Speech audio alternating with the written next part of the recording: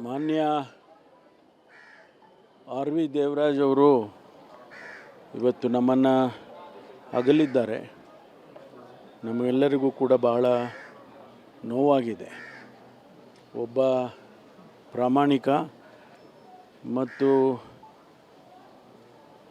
ಒಂದು ತತ್ವ ಸಿದ್ಧಾಂತಕ್ಕೆ ಬದ್ಧರಾದಂಥ ಕಾಂಗ್ರೆಸ್ಸಿನ ಕಟ್ಟಾಳು ಅಂತ ಹೇಳಿದರೆ ಅತಿಶಯೋಕ್ತಿ ಆಗೋದಿಲ್ಲ.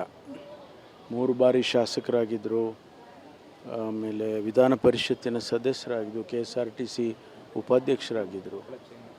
ಒಳ್ಳೆ ಬೆಂಗಳೂರಿನಲ್ಲಿ ಅವ್ರದ್ದೇ ಆದಂಥ ಒಂದು ವ್ಯಕ್ತಿತ್ವವನ್ನು ರೂಢಿಸ್ಕೊಂಡಿದ್ದರು.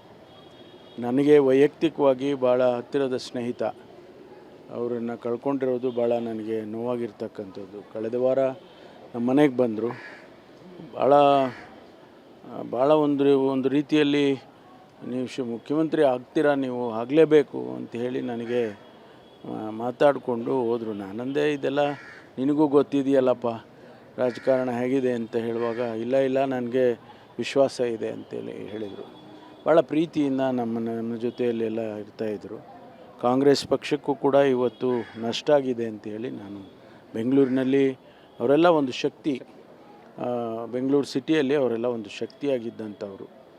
ನಿಜಕ್ಕೂ ಕೂಡ ಕಾಂಗ್ರೆಸ್ಸಿಗೆ ನಷ್ಟ ಆಗಿದೆ, ನಮ್ಮೆಲ್ಲರಿಗೂ ನಷ್ಟ ಆಗಿದೆ. ವೈಯಕ್ತಿಕವಾಗಿ ನನಗಂತೂ ಕೂಡ ಭಾಳ ನೋವಾಗಿದೆ. ಅವರ ಆತ್ಮಕ್ಕೆ ಶಾಂತಿ ಸಿಗಲಿ ಅಂತೇಳಿ ಭಗವಂತನಲ್ಲಿ ಪ್ರಾರ್ಥನೆಯನ್ನು ಸಲ್ಲಿಸ್ತೇನೆ. ಅವರ ಕುಟುಂಬ ವರ್ಗದವರಿಗೆ ನಷ್ಟವನ್ನು ಭರಿಸ್ತಕ್ಕಂಥ ಶಕ್ತಿ ಕೊಡಲಿ ಭಗವಂತ ಅಂಥೇಳಿ ಪ್ರಾರ್ಥನೆಯನ್ನು ಸಲ್ಲಿಸ್ತೇನೆ. ಮಾನ್ಯ ಆರ್ ವಿ ದೇವರಾಜ್ ಅವರು ಇವತ್ತು ನಮ್ಮನ್ನು ಅಗಲಿದ್ದಾರೆ. ನಮಗೆಲ್ಲರಿಗೂ ಕೂಡ ಬಹಳ ನೋವಾಗಿದೆ. ಒಬ್ಬ ಪ್ರಾಮಾಣಿಕ ಮತ್ತು ಒಂದು ತತ್ವ ಸಿದ್ಧಾಂತಕ್ಕೆ ಬದ್ಧರಾದಂಥ ಕಾಂಗ್ರೆಸ್ಸಿನ ಕಟ್ಟಾಳು ಅಂತ ಹೇಳಿದರೆ ಅತಿಶಯೋಕ್ತಿ ಆಗೋದಿಲ್ಲ. 3 ಬಾರಿ ಶಾಸಕರಾಗಿದ್ದರು, ಆಮೇಲೆ ವಿಧಾನ ಪರಿಷತ್ತಿನ ಸದಸ್ಯರಾಗಿದ್ದರು, KSRTC ಉಪಾಧ್ಯಕ್ಷರಾಗಿದ್ದರು. ಒಳ್ಳೆ ಬೆಂಗಳೂರಿನಲ್ಲಿ ಅವ್ರದ್ದೇ ಆದಂಥ ಒಂದು ವ್ಯಕ್ತಿತ್ವವನ್ನು ರೂಢಿಸ್ಕೊಂಡಿದ್ದರು. ನನಗೆ ವೈಯಕ್ತಿಕವಾಗಿ ಭಾಳ ಹತ್ತಿರದ ಸ್ನೇಹಿತ. ಅವರನ್ನು ಕಳ್ಕೊಂಡಿರೋದು ಭಾಳ ನನಗೆ ನೋವಾಗಿರ್ತಕ್ಕಂಥದ್ದು. ಕಳೆದ ವಾರ ನಮ್ಮ ಮನೆಗೆ ಬಂದರು.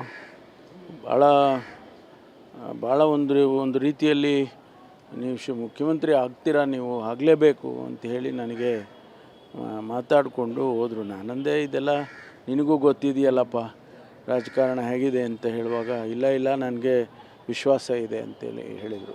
ಭಾಳ ಪ್ರೀತಿಯಿಂದ ನಮ್ಮ ಜೊತೆಯಲ್ಲೆಲ್ಲ ಇರ್ತಾಯಿದ್ರು.